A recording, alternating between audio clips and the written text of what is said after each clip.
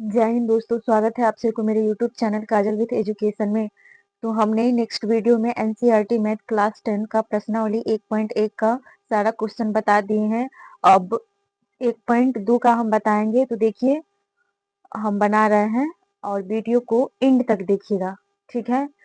Question आपका दिया गया है कि निम्नलिखित संख्याओं को अभाज्य गुणनखंड के गुणनफल के रूप में व्यक्त कीजिए। अब तो फ्रेश दिख रही है ना, क्वेश्चन दिख रही होगी फ्रेज। अभाज्य गुणनखंड के गुणनफल के रूप में व्यक्त कीजिए ना।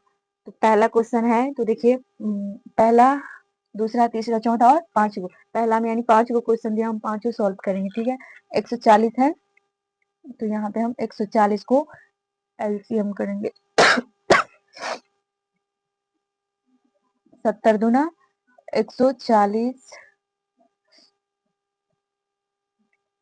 अब 2 से कटेगा।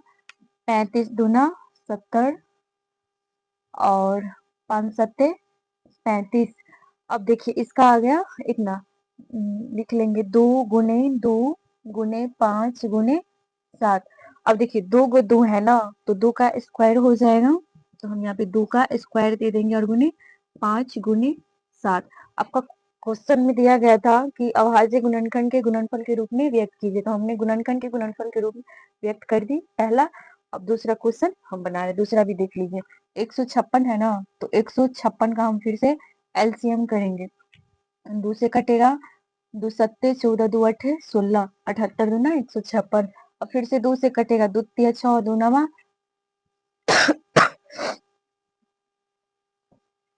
और 13 तिया 39। अब इतना आ गया। अभाज्य गुणनखंड कितना है, 2 गुने 2 गुने 3 गुने और ये 13। तो 2 गो 2 है ना, तो स्क्वायर हो जाएगा। 2 का स्क्वायर गुने 3 गुने 13। इसका हो गया। अभाज्य गुणनखंड के गुणनफल के रूप में व्यक्त करना था, इसका भी हो गया। थर्ड क्वेश्चन देख लीजिए।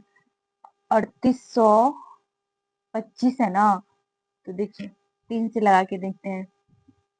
3 एकम 3, 3 दूना 6, 3 सत्ते 21, 3 पंचे 15, यानी कि 1275 तिया 3825 हो जाएगा। और फिर से 3 से ही लगा के देखते हैं। 3 चौका 12 और 3 दूना 6 और 3 पंचे 15। 3 से कटेगा, 5 है लास्ट में। 3 एकम 3 और 3 से नहीं कट रहा है, 5 से देखते हैं काट करके। 5 अट्ठे 40, 2 बच गया ना, तो 5 25। अब कितना से लगेगा, 5 से 17 पंचे 85, ठीक है। तो अभाज्य गुणनखंड कितना आया ये ना, तो यहाँ पे हम लिख देंगे 3 और गुने 3 गुने 5 गुने 5 और गुने में ये 17, ठीक है। 3 का 3 2 गो 3 है ना, तो 3 का स्क्वायर हो जाएगा। 3 का स्क्वायर अगुने में 2 गो 5 है, तो 5 का स्क्वायर अगुने में 17। अभाज्य गुणनखंड के रूप में व्यक्त करना था। ये थर्ड क्वेश्चन भी हो गया। अब फोर्थ क्वेश्चन का देख लीजिए, हम इस साइड बना रहे हैं। कितना है, 5001। एलसीएम करते हैं इसको, तो कितना से लगेगा, 5 दाहिन के 5 एकन 5, 5 से भाग देके देख लीजिए। 5 दाहिन के 50 हो गया, एक बचा ना, 0 1, यानी कि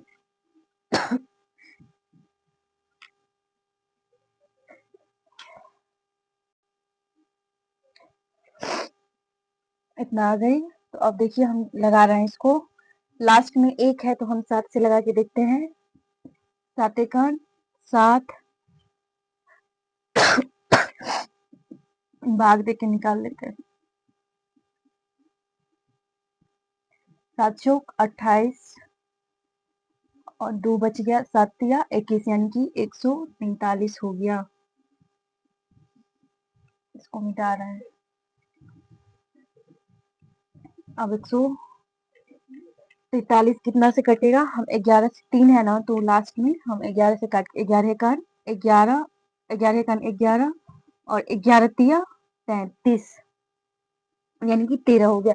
इसका गुणनखंड कितना निकला 5, यहाँ पे लिखेंगे 5 गुने 7 गुने 11 और गुने 13।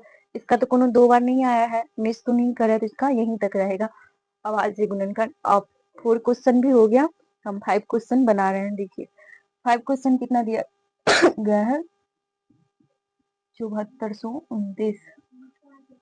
अब देखिए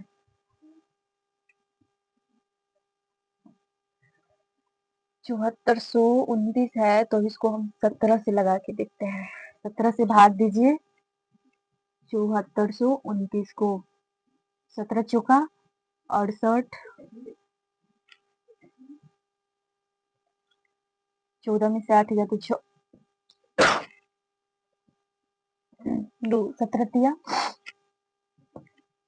1 9, 17 सत्ते 119, यानी कि 437। इसको मिटा रहे हैं, अभी तो बस समझने के लिए लिखे थे ना। अब कितना से लगेगा देख लीजिए, लास्ट में 7 है ना, तो